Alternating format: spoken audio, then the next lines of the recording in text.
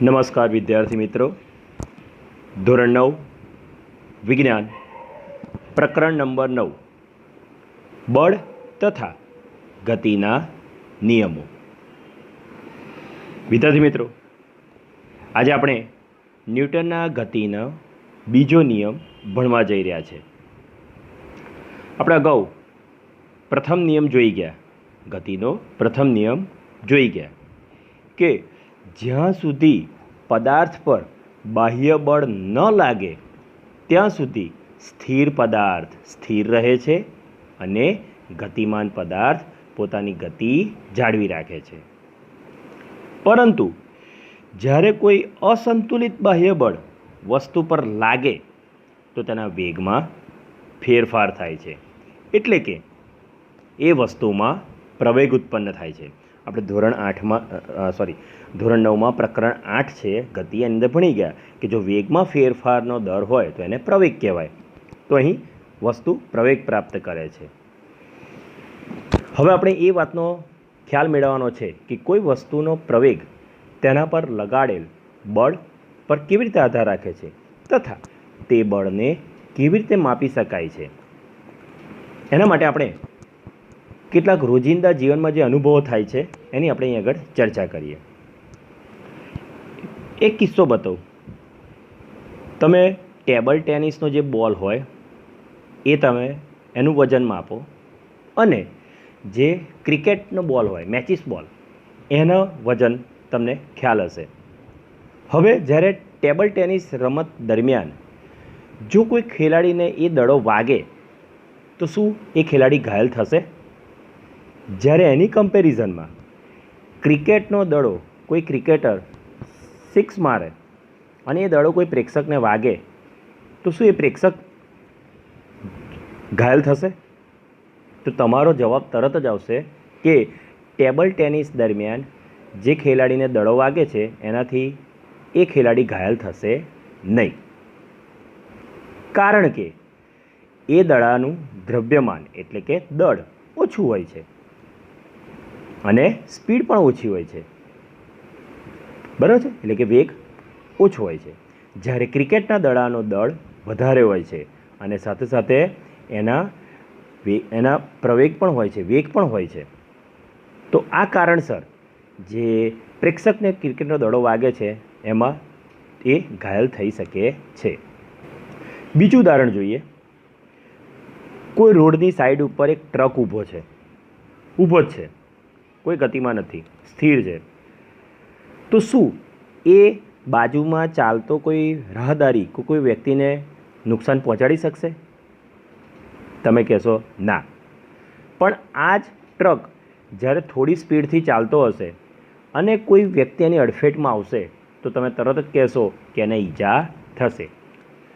તો અહીં આગળ શું આવ્યું? જે ટ્રક સ્થિર હતો એમાં કોઈ વેગ નહોતો, કોઈ પ્રવેગ નહોતો.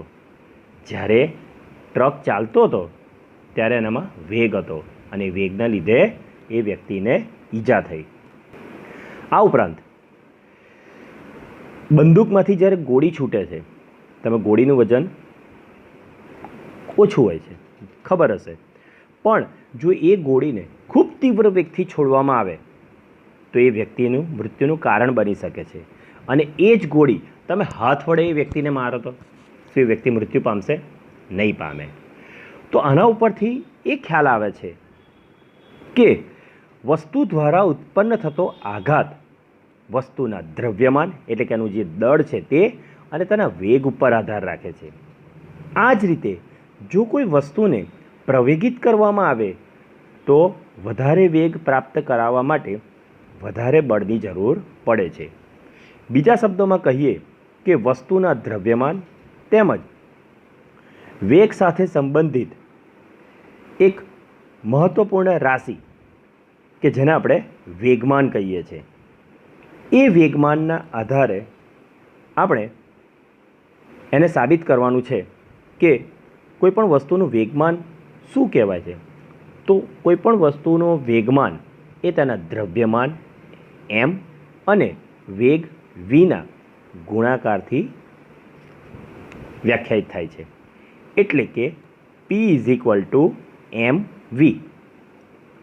અહીં જે P છે એ વેગમાન છે અને એને દિશા અને મૂલ્ય બંને હોય છે, માટે તે કેવી રાશિ કહેવાય? સદિશ રાશિ કહેવાય. વેગમાનનો એકમ કિલોગ્રામ મીટર પર સેકન્ડ છે. હવે એક નવું ઉદાહરણ વિચારીએ આપણે કે એક કોઈ ગાડી બંધ પડી ગઈ છે, કોઈ ખરાબ પરિસ્થિતિ છે એટલે બંધ પડી ગઈ છે. હવે એને બે વ્યક્તિઓ ધક્કો મારે છે, એ ધક્કા મારવાથી ચાલુ થશે, તો બે વ્યક્તિઓ થોડો ધક્કો મારે છે પણ એ ગાડી ચાલુ થશે નહીં. હવે એટલા જ સમય માટે જો 6 થી 7 વ્યક્તિઓ ભેગા મળીને ધક્કો મારશે તો સ્વાભાવિક છે એનામાં પ્રવેગ ઉત્પન્ન થશે, એટલે કે એની સ્પીડ વધી જશે અને ચાલુ પણ થઈ જાય. આનો અર્થ એ થયો કે કારના વેગમાનનો ફેરફાર ફક્ત બળના મૂલ્ય વડે માપી શકાતો નથી, પરંતુ જેટલા સમય સુધી બળ લાગે છે તે સમયગાળો પણ ધ્યાનમાં લેવો પડે છે. આ ઉપરથી એમ કહી શકાય કે કોઈ વસ્તુના વેગમાનમાં ફેરફાર કરવા જરૂરી બળ વેગમાનનો ફેરફાર જે સમય દરથી થાય છે તેના ઉપર આધાર રાખે છે. તો આ તમામ જે કંઈ આપણે અત્યારે ઉદાહરણો અથવા તો રોજિંદા અનુભવોનો જે આપણે અભ્યાસ કર્યો એના ઉપરથી ન્યૂટનના ગતિનો બીજો નિયમ આ રીતે કહી શકાય કે કોઈ વસ્તુના વેગમાનના ફેરફારનો સમય દર તેના પર લાગતા અસંતુલિત બળ જેટલો અને બળની દિશામાં હોય છે. ફરીથી બોલું છું, ન્યૂટનની ગતિનો બીજો નિયમ એ છે કે કોઈ વસ્તુના વેગમાનના ફેરફારનો સમય દર તેના પર લાગતા અસંતુલિત બળ જેટલો અને બળની દિશામાં હોય છે. હવે આપણે આ જે ન્યૂટનની ગતિનો જે બીજો નિયમ છે એનું ગાણિતિક નિરૂપણ કરીએ.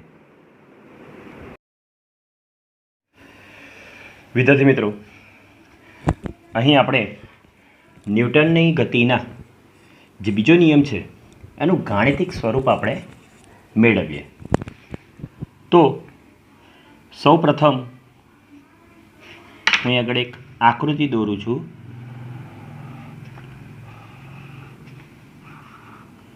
આ કોઈ સુરેખ પથ છે, સુરેખ પથ છે. અહીં આગળ એમ દ્રવ્યમાનવાળો, એમ દળવાળો કોઈ પદાર્થ છે. એનો પ્રારંભિક વેગ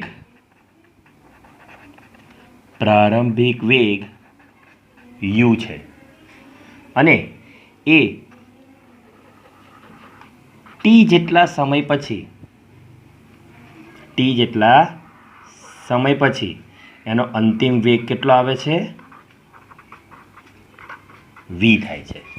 ઓકે, એટલે જ્યારે ગાણિતિક સ્વરૂપ આપણે દર્શાવીએ તો મેં બધી આખી જે માહિતી હતી એ મેં આકૃતિમાં અહીં આગળ તમને બતાવી દીધી છે. તો એને કઈ રીતે લખીશું? ધારો કે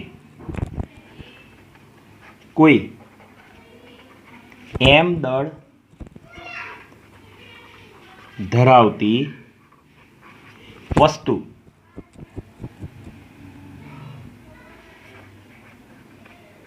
સુરેખ પથ પર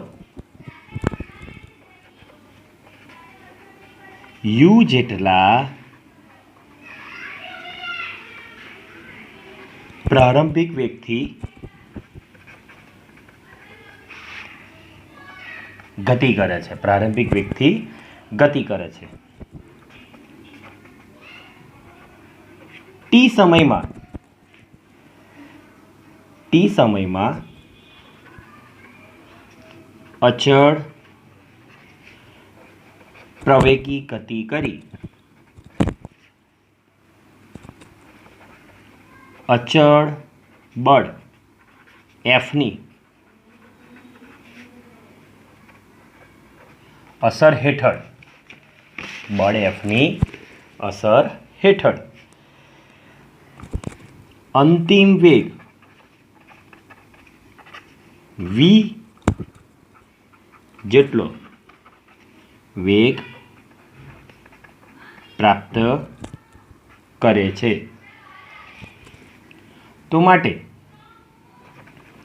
આ જે વસ્તુ છે એ વસ્તુનું પ્રારંભિક વેગમાન, આપણે અગાઉ વેગમાન વિશે સમજી ગયા. વેગમાનનું સૂત્ર છે P = mv.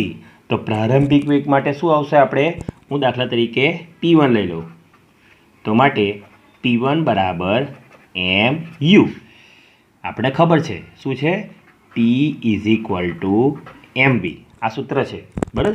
પણ એ પ્રારંભિક વેગ કયો છે? u છે, અને P1 લીધું એને. તેવી જ રીતે અંતિમ વસ્તુનું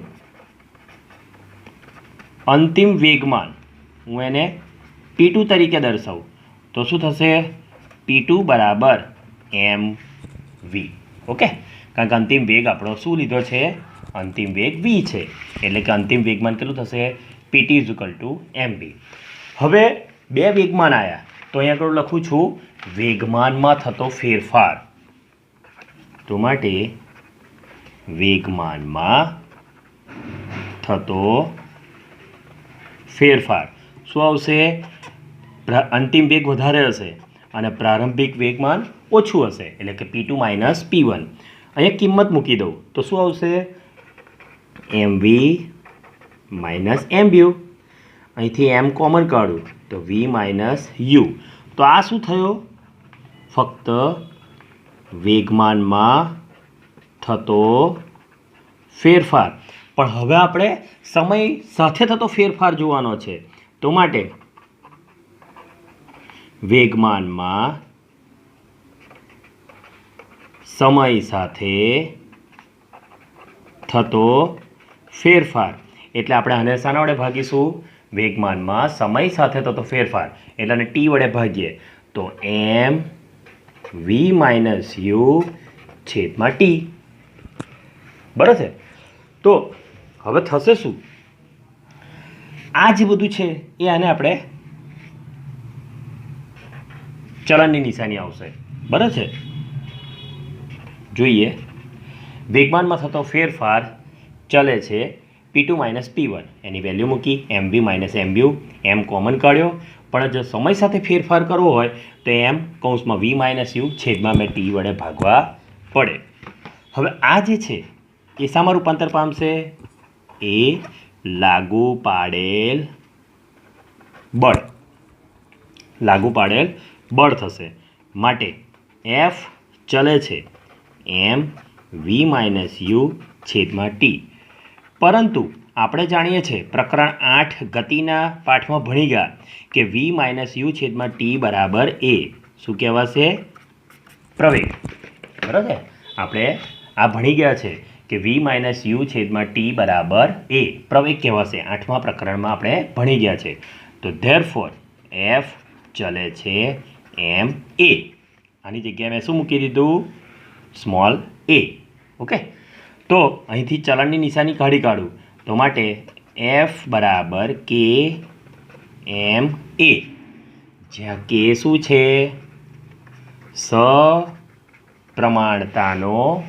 સપ્રમાણતાનો અચળાંક. બરાબર છે. તો આ જે સૂત્ર આવ્યું F = kma. હવે k તો અચળાંક છે, બરાબર છે. તો જો હું k ની વેલ્યુ 1 લઈ લઉં, k = 1 મૂકતા તો આપણી પાસે શું આવશે? F = ma. આ સૂત્ર ન્યૂટનના ગતિના બીજા નિયમનું સૂત્ર છે. બરાબર છે. ન્યૂટનના ગતિના બીજા નિયમનું સૂત્ર છે. અને આ જે ન્યૂટનની ગતિનો જે બીજો નિયમ છે એ બળનું મૂલ્ય આપે છે. પ્રથમ નિયમ શું આપતો હતો? પ્રથમ નિયમ બળની વ્યાખ્યા એટલે કે જડત્વનું માપ દર્શાવતો હતો. અહીં આગળ બળનું મૂલ્ય આપણને ન્યૂટનની ગતિનો બીજો નિયમ બળનું મૂલ્ય આપે છે. જો ને SI એકમ તારવો હોય, SI એકમ, તો શું થશે? m શામાં આવશે? આપણે કિલોગ્રામમાં.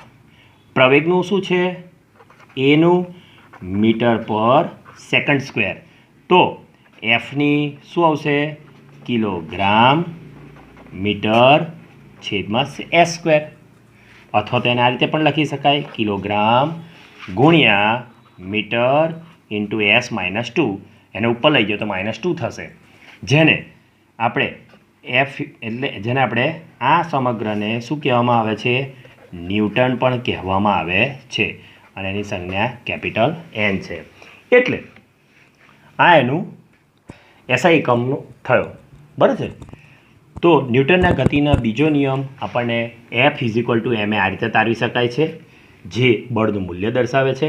અને આ એનો એસઆઈ એકમ છે કેજી ગુણ્યા મીટરના છેદમાં સેકન્ડ સ્ક્વેર, જેને ન્યૂટને પોતાના નામના અનુસંધાનમાં કેપિટલ એન આપ્યો છે. બરાબર. એટલે કે એ ન્યૂટન તરીકે પણ ઓળખવામાં આવે છે.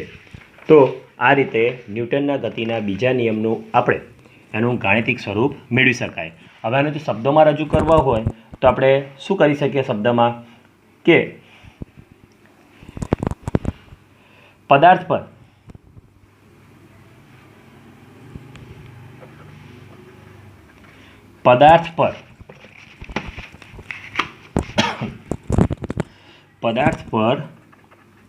લાગતા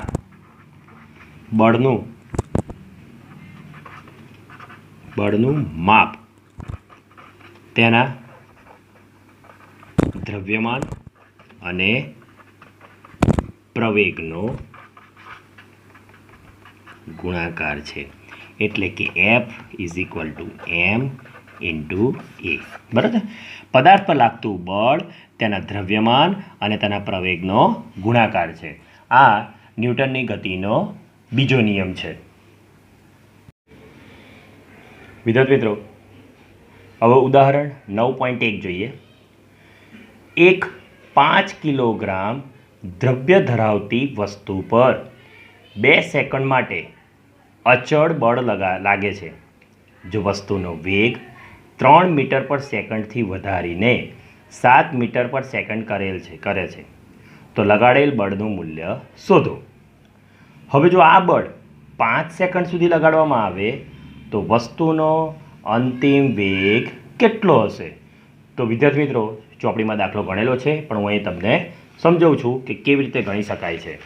તો તમે જોઈ શકો છો કે સૌ પ્રથમ જે પ્રારંભિક વેગ હતો એ કેટલો હતો? u બરાબર 3 મીટર પર સેકન્ડ. અંતિમ વેગ કેટલો પ્રાપ્ત થયો? 7 મીટર પર સેકન્ડ. કેટલા સમય સુધી એને બળ લગાડ્યું? t બરાબર 2 સેકન્ડ. અને દળ કેટલું હતું? m બરાબર 5 kg. તો આપણી પાસે સૂત્ર હતું F બરાબર m v - u/t. વિદ્યાર્થી મિત્રો, અહીં આગળ અંતિમ વેગ, પ્રારંભિક વેગ અને સમય આપેલો છે, એટલા માટે આપણે સૂત્ર વાપર્યું. કેટલીક ફેરી તમને સીધો પ્રવેગ એ આપી દેશે, તો તમારે F = ma વાપરવાનું રહેશે. અહીંયા તમને એની વેલ્યુ આપી દીધી છે. બરાબર. પણ અહીં તો u અને v આપ્યા છે, t આપ્યા છે, એટલે આ સૂત્ર વાપરીશું. હવે કિંમત મૂકીએ. m બરાબર 5, v બરાબર 7, u બરાબર 3 અને છેદમાં 2. હવે 5 ગુણ્યા 7માંથી 4 જાય તો 7માંથી 3 જાય તો 4/2. 2 દુ 4 ભાગ ચાલશે, એટલે 5 દુ 10 ન્યૂટન જવાબ આવ્યો. તો 2 સેકન્ડ સુધી જો 3 થી 7 મીટર પર સેકન્ડ વેગ વધે તો 10 ન્યૂટન જેટલું બળ લાગે. હવે આપણે એની અંદર બીજો પ્રશ્ન પૂછ્યો છે કે આ જે બળ છે એ 5 સેકન્ડ સુધી લગાડવામાં આવે તો એનો અંતિમ વેગ 3થી કેટલો થશે એ આપણે જોઈએ. તો ફરીથી જો 5 સેકન્ડ સુધી બળ લગાડવામાં આવે તો u તો આપણો એ છે 3 મીટર પર સેકન્ડ.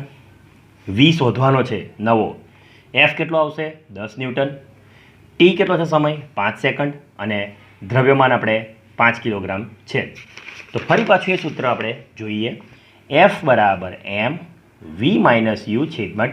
હવે જે આગળ જોઈ એ બધી કિંમતો મૂકીએ. F બરાબર આપણે 10 શોધી લાયા છે, m 5 છે, v મારે શોધવો છે, u 3 છે અને નીચે નવો સમય 5 સેકન્ડ છે. ઓકે. હવે 10, 5 અહીં આગળ કટ થઈ ગયા તો શું થશે? v - 3 અને આ 3 આમ જશે તો 10 ને 3 13. તો અંતિમ વેગ 13 મીટર પર સેકન્ડ થશે. તો આવી રીતે આપણે દાખલો જે કદાચ પરીક્ષામાં પૂછાય તો જે સૂત્ર આપ્યું છે એ સૂત્રનો ઉપયોગ કરીને આપણે દાખલા ગણી શકીએ છીએ. બીજું ઉદાહરણ જોઈએ. કઈ બાબતમાં વધારે બળની જરૂર પડશે? 2 કિલોગ્રામ દ્રવ્યમાન ધરાવતી વસ્તુને 5 મીટર s-2 વિદ્યાર્થી મિત્રો 5 મીટર s-2 આપ્યું છે એટલે પ્રવેગ ડાયરેક્ટ આપી દીધો છે. અહીંયા પ્રારંભિક વેગ કે અંતિમ વેગ આપ્યો નથી, સીધો પ્રવેગ એટલે એ આપી દીધો છે. ના દરે પ્રવેગિત કરવા માટે કે 4 કિલોગ્રામ દ્રવ્યમાન ધરાવતી વસ્તુને 2 મીટર પર સેકન્ડ સ્ક્વેરના દરથી પ્રવેગિત કરવા માટે. એટલે કે એક 2 કિલોગ્રામની વસ્તુ છે અને એક 4 કિલોગ્રામની વસ્તુ છે. 2 કિલોગ્રામની જે વસ્તુ છે એનો પ્રવેગ કેટલો લાવવાનો છે? 5 મીટર પર સેકન્ડ વર્ગ. અને 4 કિલોગ્રામની છે એને કેટલું કરવાનું છે? 2 મીટર પર સેકન્ડ વર્ગ. તો આ બંનેમાં કોણે વધારે બળ આપવું પડશે કે જેથી આ પ્રવેગ આપણે મેળવી શકીએ? તો આનો જવાબ આપણે જોઈએ. અહીં આગળ એ આપી દીધો છે એટલે એની કોઈ ચર્ચા કરવાની જરૂર નથી. તો પ્રથમ કિસ્સા માટે એટલે કે અહીં 2 કિલોગ્રામ વાળી વસ્તુ માટે વિચારીએ, બરાબર છે? તો શું થશે? એને હું F1 લખું. F1 બરાબર M1 A1, બધું A1 લઈએ, બરાબર છે? પહેલો કિસ્સો છે. તો F1 આપણે શોધીએ તો M1 કેટલું છે? 2 ગુણ્યા એનો પ્રવેગ કેટલો છે? 5. ધેરફોર F1 આવશે 10 ન્યૂટન. ઓકે, આ પહેલું પરિણામ. એવી જ રીતે હવે બીજો કિસ્સો જોઈએ. તો 4 કિલોગ્રામ વાળી વસ્તુ માટે હું જો વિચારું તો F2 બરાબર શું થશે? M2 A2. તો માટે F2 બરાબર M2 થશે. M2 4 ગુણ્યા A2 કેટલા છે આપણે પૂછ્યા છે? એને 2 કિલોગ્રામ. તો માટે F2 આવશે 8 ન્યૂટન. બીજું પરિણામ. હવે તમે જ વિચારો, મારે F1 10 ન્યૂટન આવ્યું અને અહીં F2 8 ન્યૂટન આવ્યું. તો આ બંને પૈકી કોણ વધારે? F1. તો therefore F1 greater than F2. એટલે કે જે 2 કિલોગ્રામ વાળી વસ્તુ છે માટે આન્સર શું આવશે? 2 કિલોગ્રામ વાળી વસ્તુને 5 મીટર સેકન્ડ s-2 ના દરે પ્રવેગિત કરવા વધારે બળની જરૂર પડે. બરાબર છે વિદ્યાર્થી મિત્રો? તો આ રીતે અલગ અલગ દ્રવ્યમાનવાળા અને અલગ અલગ પ્રવેગ પ્રાપ્ત કરવા માટે આપણે જુદા જુદા ન્યૂટન બળ વાપરવા પડે. તો અહીં સરખામણીના આધારે આપણે કહી શકીએ કે 2 કિલોગ્રામવાળી વસ્તુ છે એને પ્રવેગિત કરવા માટે આપણે વધારે બળની જરૂર પડશે. ઉદાહરણ 9.3. 108 કિલોમીટર પ્રતિ કલાકના વેગથી ગતિ કરતી કારમાં બ્રેક લગાડતા તે સ્થિર થવા માટે 4 સેકન્ડનો સમય લાગે છે. વિદ્યાર્થી મિત્રો, આ દાખલામાં આપણને એમ કહે છે કે એની સ્પીડ ખૂબ વધારે હતી, 108 કિલોમીટર પ્રતિ કલાક હતી. હવે એના પર 4 સેકન્ડ સુધી એને 0 લાવવા માટે 4 સેકન્ડ સુધી એના પર બ્રેક લગાડવામાં આવી. તો કાર પર બ્રેક લાગવાને કારણે જે બળ લાગે છે એ બળની ગણતરી કરો. અહીં આગળ દળ આપ્યું નથી પણ કીધું છે કે કારનું મુસાફરો સાથેનું કુલ વજન કેટલું લેવાનું છે? 1000 કિલોગ્રામ આપણે લેવાનું છે. તો સૌપ્રથમ આપણે જાણીએ છીએ કે વેગ કેટલો કરવાનો છે? મીટર પર સેકન્ડ. પણ અહીંયા 108 સામે આપ્યો છે કિલોમીટર પ્રતિ કલાક. તો એને મીટર પર સેકન્ડમાં આપણે કન્વર્ટ કરીએ. તો જોઈએ વિદ્યાર્થી મિત્રો, અહીંયા આગળ જે પ્રારંભિક વેગ જે u છે એ કેટલો છે? 108 કિલોમીટર છેદમાં કલાક. મારે મીટર કરવું છે તો 108 કિલોમીટર એટલે 1000 અને છેદમાં કલાક એટલે 1 કલાકમાં 60 મિનિટ અને દરેક મિનિટ 1 મિનિટમાં કેટલી સેકન્ડ? 60 સેકન્ડ. તો હવે અહીં આગળ આપણે એનો જો ભાગ ઉડાઈએ 1 2 ઓકે તો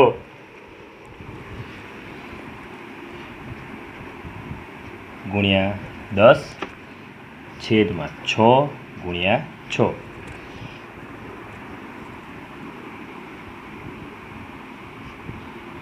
18 છંગ 108 અને 6 તારી 18 એટલે કે 30 મીટર પર સેકન્ડ. આપણો જે પ્રારંભિક વેગ યુ હતો 108 કિલોમીટર પ્રતિ કલાક, એને જો મીટર પર સેકન્ડમાં કન્વર્ટ કરીએ તો આ રીતે 30 મીટર પર સેકન્ડ આવે.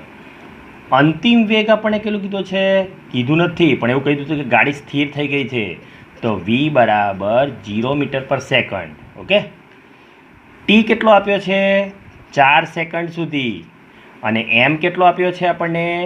1000 kg. ઓકે, તો બળ ગણવાનું છે. તો એફ બરાબર એમ વી માઇનસ યુ છેદમાં ટી. કિંમતો મૂકીએ 1000 કૌંસમાં 0 માઇનસ 30 છેદમાં 4.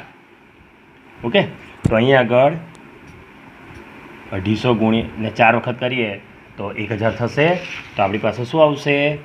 એફ બરાબર 2500 250 250 અને 0માંથી 30 બાદ કરીશું. 0માંથી 30 બાદ કરે તો -30 જ રહેશે. તો એફ આવશે 25 તારી 75 બરાબર અને 2 0 એટલે કે -7500 ન્યૂટન બળ લગાડવું પડે. હવે અત્યાર સુધી આપણે એફ ધન જોઈતા હતા, પણ એ કેવું આવ્યું? ઋણ આવ્યું છે. બરાબર છે, ઋણ આટલું બળ લાગુ પડ્યું. તો કેમ એ લાગુ પડ્યું? કે એની જે ગતિ છે એની વિરુદ્ધ દિશામાં આપણે જવાનું છે. અહીંયા પ્રારંભિક વેગ વધારે હતો અને અંતિમ વેગ ઓછો હતો. એટલે કે શું બતાવે છે? અહીં ઋણ ચિહ્ન શું દર્શાવે છે? દર્શાવે છે કે બ્રેક દ્વારા લગાડેલ બળ કારની ગતિની વિરુદ્ધ દિશામાં છે. એટલે કે વધારેથી ઓછી સ્પીડ તરફ લઈ જાય છે. માટે આને કારણે એ માઇનસ આપણને જવાબ પ્રાપ્ત થાય છે.